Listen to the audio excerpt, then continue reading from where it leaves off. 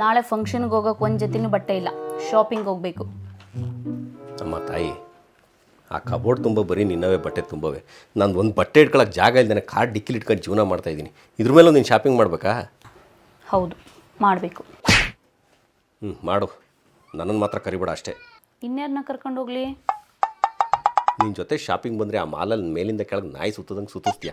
ಒಂದು ಅಂಗಡಿಗೆ ಹೋಯ್ತೀಯಾ, 20 ಅಂಗಡಿಗೆ ಹೋಯ್ತೀಯಾ, ಒಂದೊಂದು ಅಂಗಡಿಲೂ 50 ಬಟ್ಟೆ. ಅದು ದೊಡ್ಡದಾಯ್ತು, ಇದು ಚಿಕ್ಕದಾಯ್ತು, ಅದು ಬಣ್ಣ ಚೆನ್ನಾಗಿಲ್ಲ.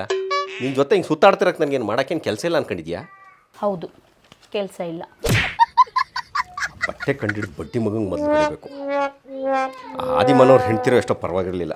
ಗಂಡದಿರಿ ಟೆನ್ಷನ್ ಕೊಡ್ದಂಗೆ ಹೆಂಗೋ ಸಪ್ಪು ಸದೆ ಎಲ್ಲ ಸುತ್ಕೊಂಡು ಸುತ್ತಾಡ್ತಿದ್ರು. ಇವು ಇದಾವೆ.